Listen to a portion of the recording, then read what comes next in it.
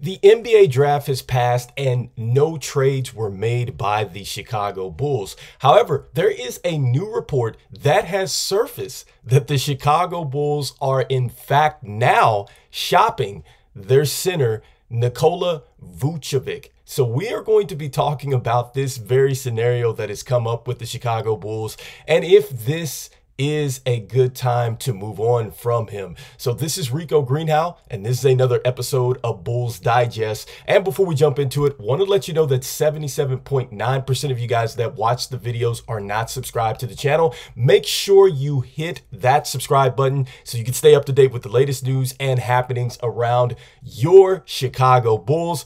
And without further ado, guys, let's jump into it today. And we're talking Nikola Vucevic and if it is a good idea for the Chicago Bulls to go ahead and now look to trade him. So initially, when I saw this report, guys, I'm saying to myself, no, there's no way we would want to trade our center who shot 29% and our team was better with him off the floor and we have him to a not so good contract. No way we would want to shop him. Of course we want to shop him, guys.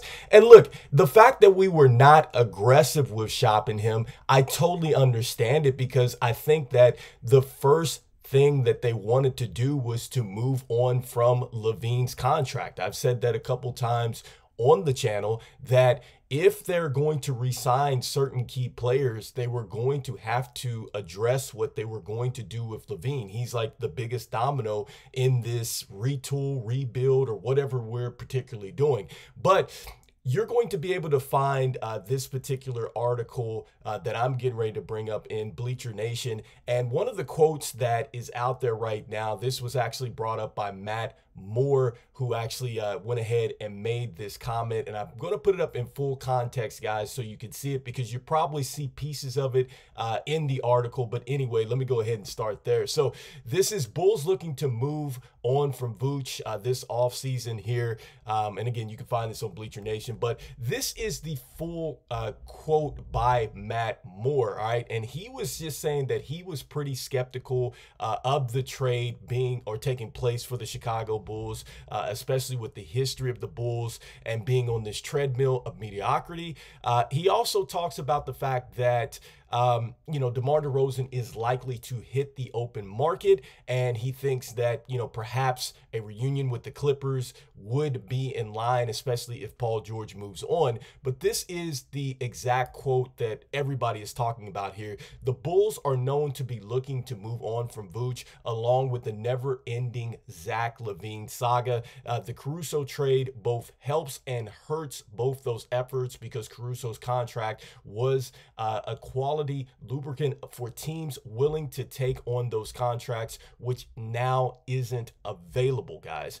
All right, guys. And so, basically what he is saying here is that, look, a lot of people may have taken Vooch on if we would have attached Caruso, okay? And so I totally get that. I think there's several reports that will tell you that the Chicago Bulls probably had a lot more things on the table with Caruso than they do with some of the individual pieces that they want to move on from, which is Lavine and Vooch, all right? And so I totally get that, agree with that.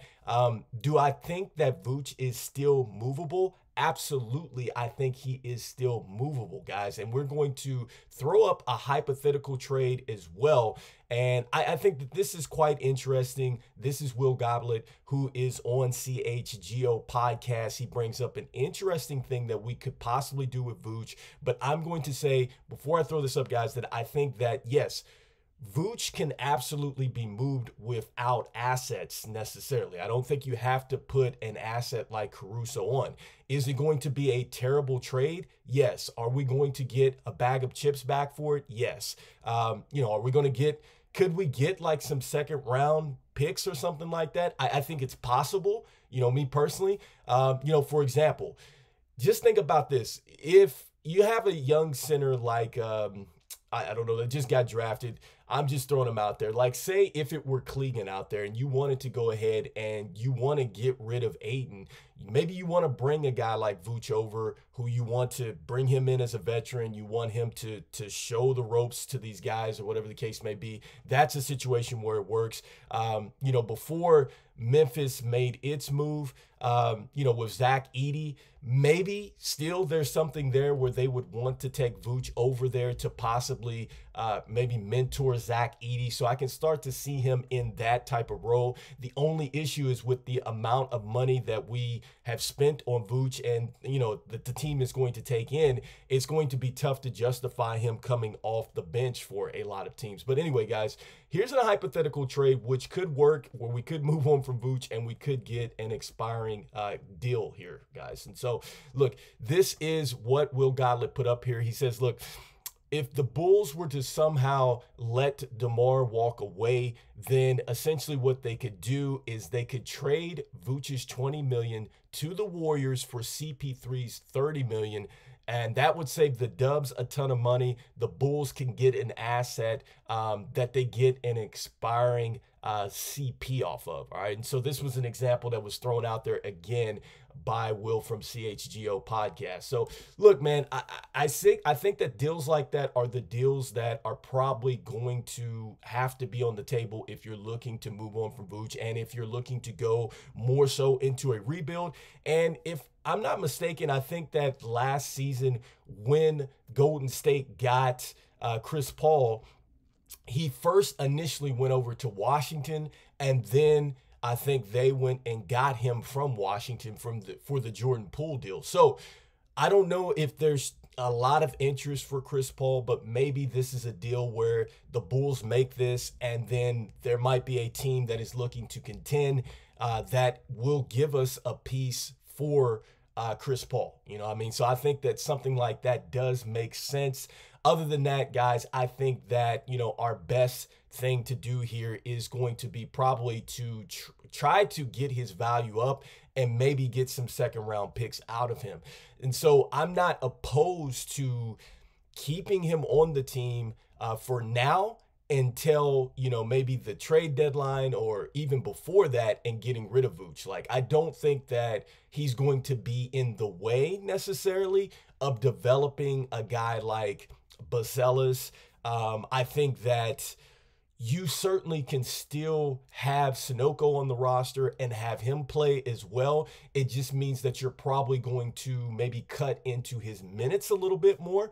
But he's still going to be able to go out there and I think put up some numbers and get his value up. And besides that, guys, a lot of different things can happen going into the trade deadline, especially if you get a team that feels like they're right there and they feel like they can get to the NBA Finals with a center or something like that.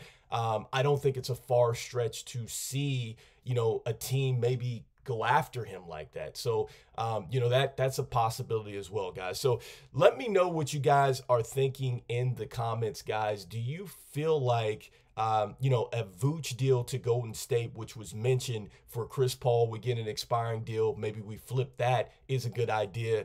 Do you feel like, hey, we can keep Vooch on to mentor Buzz and also to mentor Sunoco for a little bit? We can build him up, maybe the value a little bit more, and then trade him a little bit closer to the trade deadline, guys? Or do you feel like, look, we just got to get rid of this guy. Let's just get rid of him for a bag of chips right now at this point in time. I mean, he's that terrible. And to be honest with you guys, look, I know he played pretty badly last season, but the one thing I will give you about Vooch is that he did average a double-double. Now, how he did that, it was on a bunch of empty calories, but still, I'm pretty sure there are some teams right now in the league that would love to have a guy, even if it's on a decline, that gets you a double-double until they can figure out what they are going to do. So let me know, guys, even though it looks like we might be in this whole merry-go-round of, are we trading them? Are we not trading them?